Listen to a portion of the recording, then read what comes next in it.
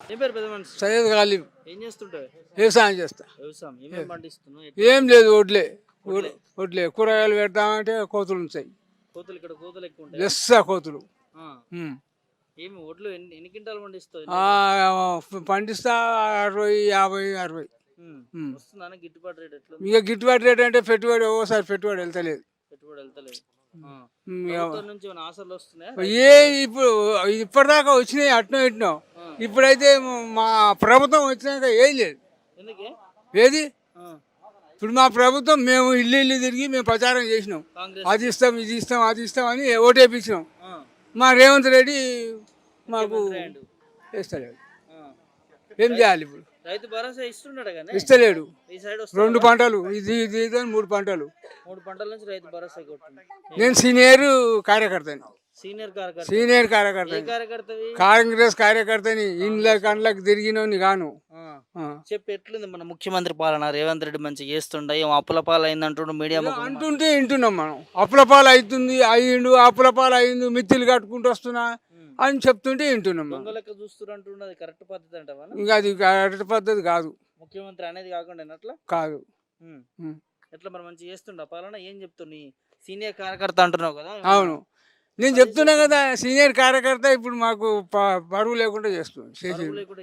ఊళ్ళో తిరుగుతా మరి మేము మేము ప్రచారం చేసి గెలిపిస్తే ఏది మరి? ఇప్పుడు అందరు మొత్తుకుంటారు గసంటి వాళ్ళు.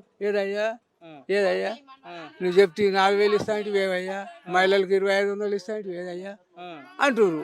మరి ఏం చేయాలి? మేమేం చేయాలి చెప్పు? చెప్పి ఓటేపించినాం ఈసారి. తిరగకుండా అవుతుంది, ఇబ్బంది పడుతున్నాం.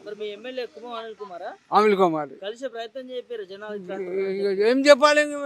అన్ని ఎలా ఇస్తుండు కానీ మా రైతు బంధువులు ఇస్తున్నాడు. అందరికి వేసినామంటుండు 17,000 కోట్లు రుణం. మరి ఇప్పుడు బీబీనార్ అందరు వేసుకుంటూ వస్తుండు. మరి మా పోచంపల్లి మండలం ఎందుకు వేయరు? ఈ మండలానికి వేయలేదా? ఏ మండలం ఇది? పోచంపల్లి మండలం. ఇక్కడ రైతులు ఇబ్బంది పడుతున్నారు, చాలా ఇబ్బంది పడుతున్నారు. అంతే. 6 గ్యారెంటీ ముచ్చట. ఇప్పుడు అర్ధ ఎకరం 2 ఎకరాలు ఉన్నోళ్ళు ఉండ్రి. నువ్వు అడ్డగోలుగా ఇయ్యకు, కాస్త అయిన వాళ్ళకు సర్వే చేసి. అవును, కాస్త అయిన వాళ్ళకి సర్వే గుట్టలకు రాళ్ళకి ఇచ్చిండు ఆయన. అప్పుడు అవన్నీ పని చేసుకో. వ్యవసాయం చేసే వాళ్ళకి ఇస్తాను మరి అట్లా కూడా వస్తలేవా? అట్లా కూడా లేదు. అంతే, ఇబ్బంది పడుతున్నారు, చాలా ఇబ్బంది పడుతుంది. 6 గ్యారెంటీల పరిస్థితి ఎట్లుంది? ఇక నేను చెప్తూనే ఉన్నా కదా, ఏ గ్యారెంటీలు ఒకటి బస్సులతో ఒకటి చేసిండు ఆడోళ్ళకు. ఇక కరెంట్ ఒకటి మాఫ్ చేసిండు. ఇక గ్యాస్ అంటే తగిలి వెళ్తూనే ఉన్నాయి, పైసలు వస్తానే లేవు. అది 500 గ్యాస్ అన్నాడు, అవి వస్తలేవు. ఏం వస్తలేవు. మరి ఎందుకు ఇట్లా కాంగ్రెస్ ప్రభుత్వాన్ని బదనాం చేస్తున్నా? ఎందుకు ఇట్లా ఏం చేస్తున్నావు? మాకేం గుర్తు. ఇక సీనియర్ కార్యకర్తలు మరి మా సీనియర్ కార్యకర్తలు మా ఇజ్జత్ పోతుంది. మా ఇజ్జత్ పోతుంది. మేమేం ఎంతకని చెప్పుకోవాలి? మీ ఇజ్జత్ కాపాడాలంటే ఏం చేయాలంటావు? ఇయ్యాలి, ఆయన ఇచ్చుకుంటూ రావాలి. మరి ఇయ్యాలంటే అప్పు చేసిన దొంగ లెక్క చూస్తున్నట్టు కాదు. మరి ముఖ్యమంత్రి ఏం చేస్తున్నారు ఆ విషయం మాకు తెలియదు. ఇంకా నువ్వు మాట్లాడుతున్నావు కదా, అప్పు ఇయనికి దొంగ లెక్క చూస్తారు, చెప్పులు ఎత్తుకపోయేట లెక్క చూస్తారు. అది తెలియదు సార్ మాకు.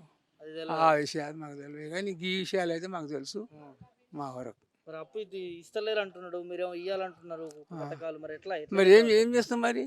మరి ఏం చేస్తేది చెప్పు? కౌలు రైతులకు 12,000 ఇస్తాను, అవి ఎక్కడ ఇవన్నీ ఎందుకు చెప్పిండు? చెప్పవలసి లేకుండే. సరే, ఈ బస్సులకి ఆడోళ్ళకి బస్సు ఫ్రీ పెట్టవలసి లేకుండే. పెట్టవలసి లేకుండే. లాస్ చాలా లాస్. ఇవన్నా ఇప్పుడు వ్యవసాయదారుల కన్నా ఇస్తేనన్నా కొద్దిగా బాగుపడుదురు, యాద్ చేదురు పబ్లిక్. ముఖ్యమంత్రి మీద ఇంత వ్యతిరేకత వస్తుంది కాంగ్రెస్ ప్రభుత్వం మీద పథకాల పేరుతోనేనా? పథకాల పేరుతోనే, దేంతో లేదు. వాగ్దానాలు ఇచ్చిండు, ఇప్పుడు అమలు చేస్తలేడు. అంతే. ఏమంటారు జనాలు? ఏమంటారు ఓవరాల్ గా? ఇక గదే అంటారు. ఇక ఏమంటారు? మొన్న మీటింగ్ అయింది ఆడ, ఆ మీటింగ్ పోయిర్రు, ఇక బొచ్చాడు మంది పోయిర్రు. మళ్ళా కేసీఆర్ అంటారు, మెల్ల కేసీఆర్ అంటారు. కార్యకర్త నువ్వే అట్లా అంటే మరి నేనంటలేను. నేనెందుకంట? మనమంటాం పోయిన పబ్లిక్ అంటుంటే వింటున్నా. మళ్ళా కేసీఆర్ అంటారు వాళ్ళు. మనం అంటామా?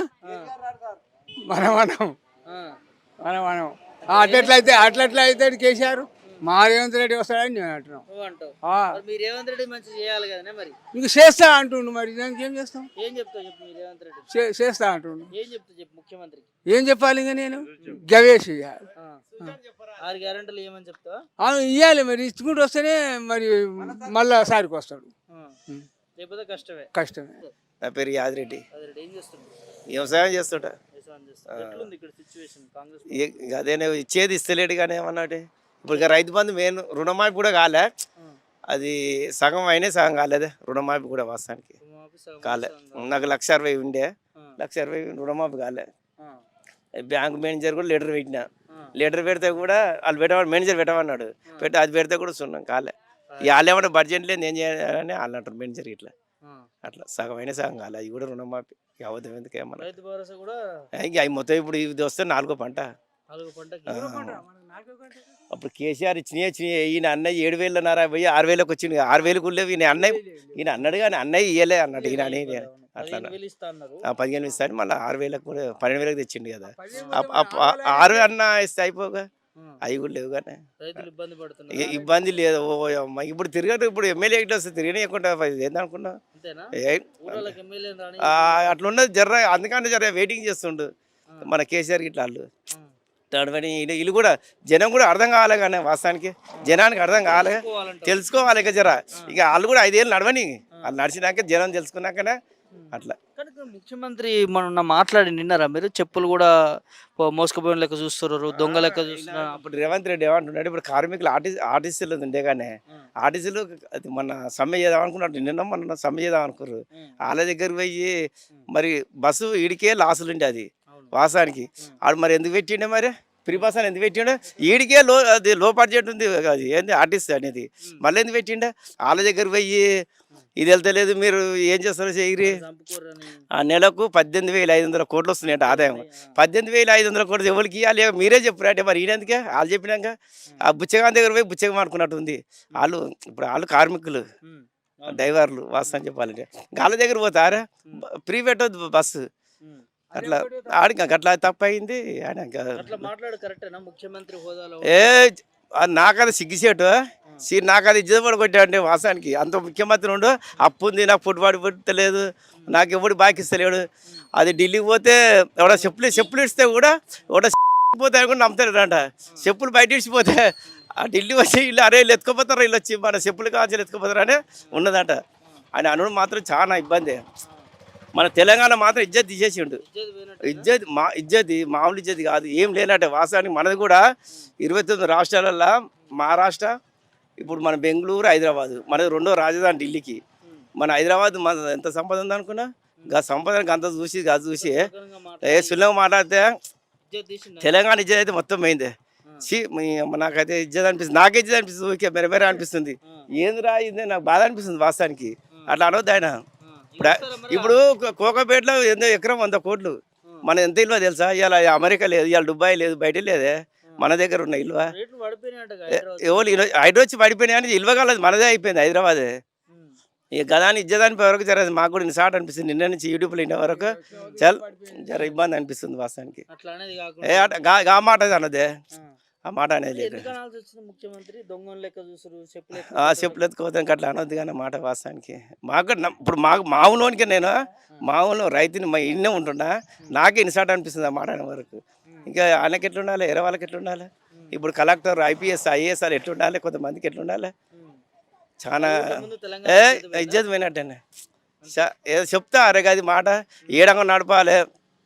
ఏడన్నా నడవలే అనుకో, ఏడన్నా ఎకరాల భూమి ఉందనుకో 10 ఎకరాలు చిన్నగా ఎక్కడ చేయాలి, సంవత్సరం నడిపించాలి.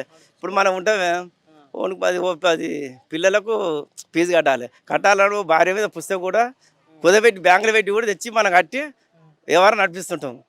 ఎట్లుంటుందో కొన్ని ఓసారి పుట్టకపోతే ఇది కూడా అట్నే చేయాలి. ఆయన కూడా ఇజ్జత్ తీయద్దు అట్లా.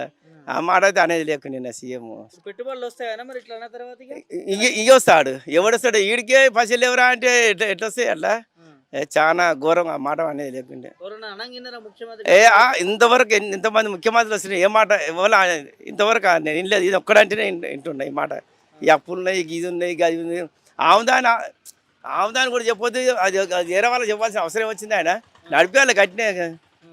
గుడికాని మెలకాని నన్ను నడిపేయాలి రాజ్యవాణి కానీ చెప్తారా ఇవన్నీ కుండ బదులు పెట్టినాక ఉండేది ఎందుకు ఆయన ఎట్లుంటుంది అట్లా ఎట్లా కొన్ని అంత ఆగముందంటవా మా కాకపోతే ఇంక ఎట్లుంది ఇప్పుడు వాస్తవానికి ఇప్పుడు నా వరకే చెప్తున్నా రుణమాఫీ కాదు రైతు బంధు వాళ్ళే ఇక నాకు జర బాధే ఉంటుంది కానీ ఇక రెండే ముచ్చాలు మాట్లాడితే మనకి ఎక్కువ ఎందుకని